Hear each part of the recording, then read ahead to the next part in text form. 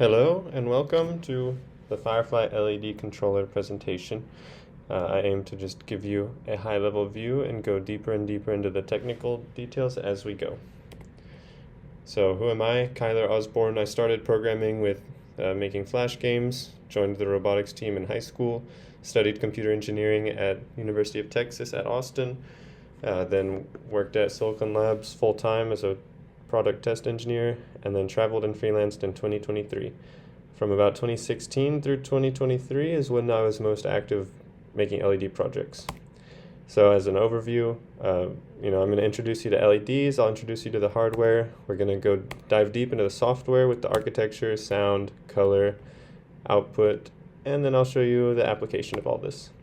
So our overview. Basically all LED projects go from software, hardware to the LEDs. So that's our highest level view of how an LED project is structured. The goals for this one was I wanted to be able to create sound reactive patterns. I wanted to choose between patterns, blend colors, have it be able to be used on any controller, like any drop in any controller, and have low cost hardware, and the software should be very fast. How LEDs work. So you might be familiar with these 3 pins, just power and data pretty much. They turn on in series. They have very specific timing requirements which limit how long of a strip you can have before the FPS gets unbearable. Firefly hardware. So people who are very serious about software should make their own hardware. Quote from Steve Jobs quoting Alan Kay during the iPhone presentation. Now, intro to the hardware. So I designed this board. Here's the Raspberry Pi Pico on it, but I didn't design that. There's the brightness potentiometer, color encoder, a microphone, outputs for the LEDs, and our USB-C power. So the Raspberry Pi Pico is a pretty good microcontroller. It's powered by the RP2040, 2 megabytes of flash, some RAM, 133 megahertz clocks, 2 ARM cores. That's very useful for me because I use one for the patterns and one for the DSP processing microphone noise. Then something special about it, it has a programmable I/O. That means basically 2 little tiny cores, they're each called a block, that can have their own instructions and access memory independently. Firefly software. And so you'll see my GitHub repo is very popular with 4 stars. And the way that this works is in the main, we're going to initialize our LED controller, which is actually inheriting from the abstract controller class. Maybe I should make that more clear. Then we're going to create a vector of patterns, so people can choose between each one. With the selected pattern, we're going to run it. It'll create effects, and it adds to the effect engine, and then the effect engine gets called and runs each of those. Each effect will start setting values on the LEDs, and then when it sets a value with the set HSV function, it's going to combine colors with whatever was set before at that LED. Then we're going to prepare, so we're going to clear the LED strip. We're going to then apply these new changes from that the effect generated, and with that we're also going to include the brightness adjustment that the Firefly controller has with its potentiometer, and with the encoder and potentiometer, we actually send the hue over to set HSV. Now we're going to output each strip of LEDs. How we do that is implemented in the controller is the DMA transfer to the programmable I/O. The PIO talks to the strips. Now we forgot the microphone. The microphone is at the beginning from the Firefly controller. It starts on another core. The loop for that is we're going to sample the microphone, do an FFT, sum the bins, and normalize it. And we'll get into that more later, but that's so you can use it as part of your patterns. So the microphone provides sound data. So that's all of that. Sound. So you might recognize these sine waves, 100 hertz and 440 hertz. When you put them together, we get a wave that looks more like this. Now, sound is just that wave, a whole bunch of waves added up on top of each other, and it's the air pressure sine waves, and they get read by the PDM microphone. And that outputs a signal that looks like this.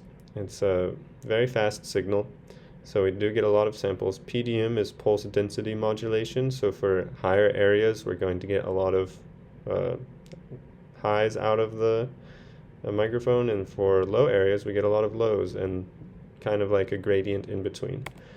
This is another example of what a PDM signal looks like.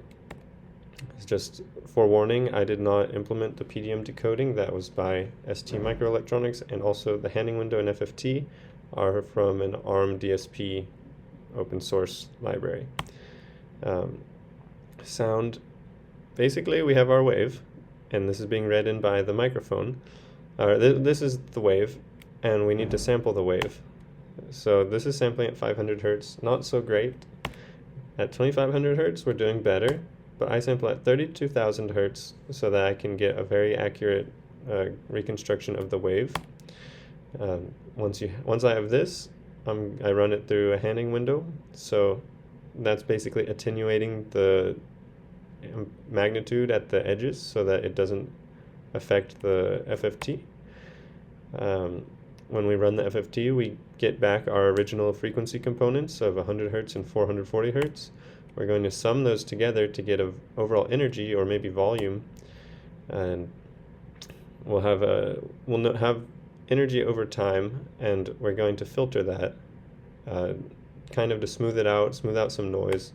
The way that filter works is implemented like this, where we multiply the current value by 9 and then add one new input and divide it all by 10. That kind of makes it so that the filter, 10% of the input is going into the filter, so it can't just rapidly swing. And as you see here, at about 10 Hertz is where the frequency starts to really drop. And I like to think that since I'm using this for music, eighth notes will still get through, and then anything that's noisy above that gets dropped. But we need to normalize this. There's no range on this. We need it 0 to 1. Now, to make it 0 to 1, it was kind of hard because different environments have different sound levels, like a music festival versus quiet bedroom. So I essentially apply a downward force on the top limit and an upward force on the bottom to kind of just clamp it in over time. And if it ever gets out of that range, then I just snap the bound to the value. And yeah, that lets me have always a 0 to 1 consistent output that can be used for setting colors. So, color. By the way, I did not implement the fast HSV to RGB function. That's from a guy who likes to over-engineer things, thankfully. The way HSV works is hue is a loop. That's the only thing that matters. Hue is a loop, but saturation and value are 0 to 1. And in our set HSV function, we get the index of the LED and the new HSV value.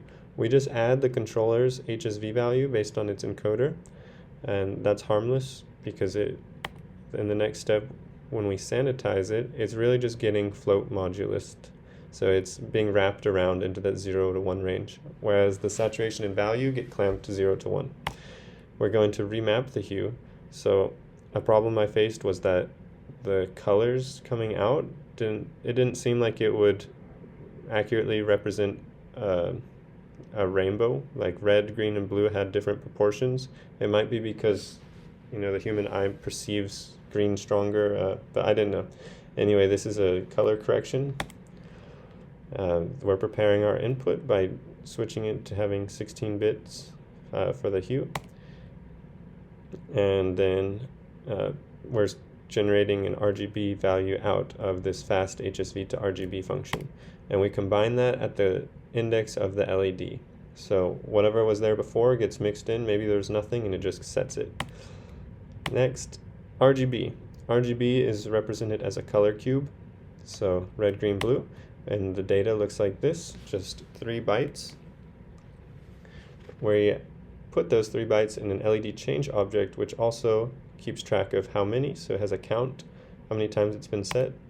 And the combine function looks like this. So we're really just averaging that new value in while maintaining the old values. So it's perfect average, and every time you do a combine, it will just add in the new color and mix it appropriately.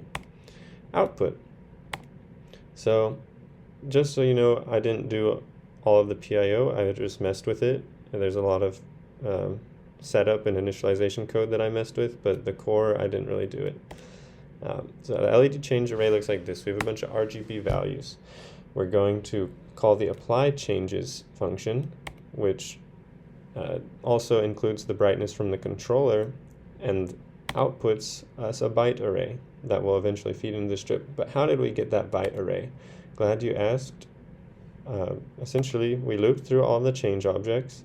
For each change, if there was some kind of write to it, so the count's not 0, then we're going to get the color at that change object. We're going to adjust the brightness and adjust the brightness of the color, and then we're going to write it to the byte array. Then we reset that LED change object to 0 so that it's ready for the next time. With that byte array, we send it to the controller. Well, actually, controller is an abstract class, and it has a virtual method for the outputting of the LEDs. So we implement it in the FireFly controller code. And so output LEDs, we're going to start by looking at the hardware blocks. We have DMA, PIO, GPIO, and the LEDs. So how are we going to get this byte array all the way to the LEDs? Well, we can configure the DMA to transmit that byte array to the PIO. So remember, it's a little processor, basically, a little core that has instructions and memory. So we give it a memory pointer, we tell it how many bytes and where to pull from, and it goes. Starts immediately. What's happening in that PIO is this program. We can walk through this if you're interested, but just know it's outputting that waveform that we looked at the LEDs in a kind of funny way. But that's great. So now for the first color, 255, 255, 255, that's all white. The next one is half that, so it's white at half brightness. Then we have a green LED, a red LED, and a blue LED. So what would this be used for? This, making sound reactive LED boards. Thanks. Now we have a couple bonus slides, the execution profile of my SpaceX pattern. So if you're not familiar with the SpaceX pattern, it's basically drawing this image with multiple layers, so it pulses out from the middle. When I output on 2 outputs of the LED controller at the top, you can see that, well, first of all, we allocate more space. So the number of bytes is much higher, by about 5,000 bytes, 6,000 bytes. The FPS is slightly lower, mostly because of the apply and the output, and a little bit on the running of the effect. Then on the second one, you can see the clear is faster. Everything's a little bit faster, except for the pattern run, because since 256 didn't change, the 256 is what most affects the pattern running and the effects running. Yeah, and then this is an experiment I did a long time ago to check how big my bins were. So in practice, I just played frequencies through a speaker and recorded which bin activated the most from it, and then plotted it. It turned out to be a really beautiful straight line, and it told me the bin size is 15.6. Thank you.